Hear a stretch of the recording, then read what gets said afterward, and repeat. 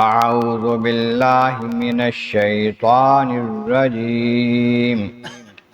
بسم اللہ الرحمن الرحیم قالوا یا نوح قد جادلتنا فأکثرت جدالنا فأتنا بما تعدنا ان كنت من الصادقین قال انما يأتيكم به الله ان شاء وما انتم بمعجزين ولا ينفعكم نصحي ان اردت ان انصح لكم ان كان الله يريد ان يغويكم هو ربكم وإليه ترجعون ام يقولون افتراه قل ان افتریتہ فعلی اجرامی وانا بریء مما تجرمون صدق اللہ العظیم۔ حمد و ثناء رب کریم اور درود و سلام بر سید انام کے بعد سورہ ہود کی آیت نمبر 32 تا 35 تلاوت کی گئی ہیں، جو 12ویں پارے کے تیسرے رکوع میں ہیں۔ اس سے پہلی آیتوں میں بتایا گیا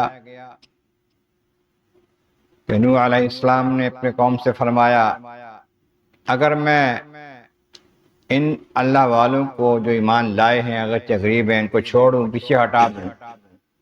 اللہ تعالیٰ ناراض ہوگا، اس سے مجھے کون بچائے گا؟ سمجھتے نہیں ہو؟ میں نہیں کہتا کہ میں بڑا دولت مند ہوں، میرے خزانے میرے پاس ہیں، نہ یہ میں تمہیں دعویٰ کر کے کہتا ہوں کہ میں غیب کا علم جانتا ہوں خود بخود، نہ یہ کہتا ہوں کہ میں فرشتہ ہوں، تم مجھ سے باتیں بناتے ہو، اللہ کا بندہ ہوں۔ لیکن جن کو تمہارے خیال میں عزت نہیں ملی، غریب ہیں، اللہ تعالیٰ انہیں عزت دے دے، شان دے دے، تو تم روک نہیں سکتے اس کو۔ میں نہیں کہتا کہ ان کو اللہ تعالیٰ نوازے گا، نہیں، اللہ تعالیٰ تمہارے دلوں کی باتوں کو جانتا ہے، اور اگر میں ایسا کروں کہ اللہ کے بندوں کے پیچھے ہٹا دوں تو یہ بھی زیادتی ہوگی، ایسا نہیں کر سکتا۔ اب بہت باتیں ہوتی رہی، 950 سال تبلیغ کرتے رہے، نہ ماننے والے نہ مانے، گنتی کے لوگ ایمان لائے، وہ کہنے لگے قالوا یا نوح قد جادلتنا فاکثرت جدالنا،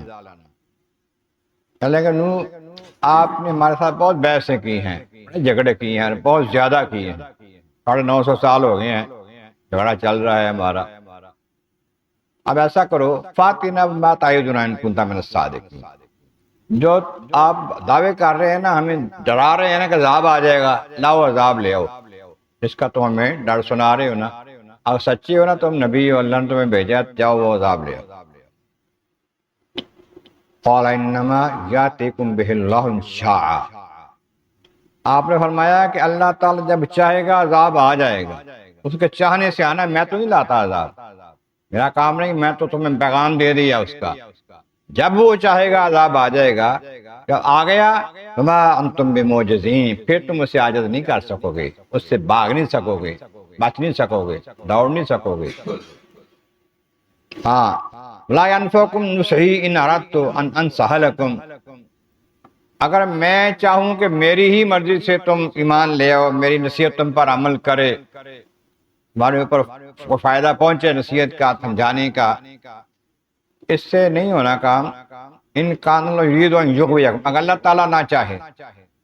اللہ تعالیٰ نہیں چاہتا کہ تمہاری ہدایت تمہیں ملے اور تم کامیاب ہو جاؤ، تمہاری تباہی نہ ہو، میں تو نہیں بچا سکتا تمہیں تباہی سے،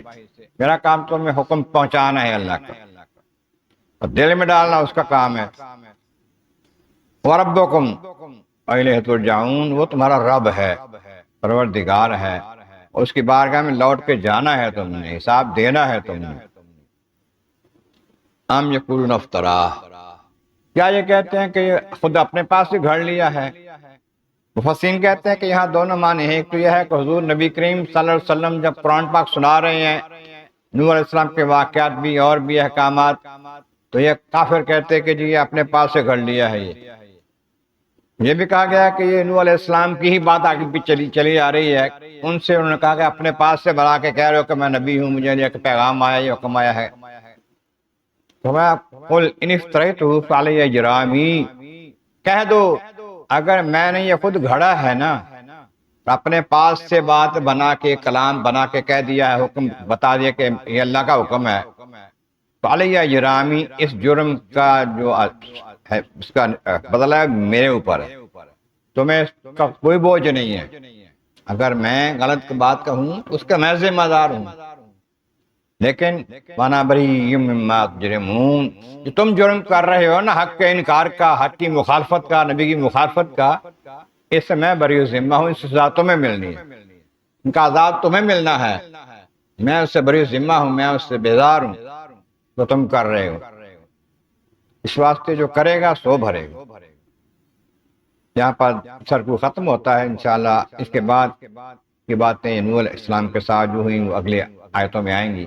اللہ تبارک و تعالیٰ بارک علی معظم والا کریم، محبوب کریم کا صدقہ قرآن کریم کا فہم اور اعمال صالح نصیب فرما. وآخر دعوانا الحمد للہ رب العالمین.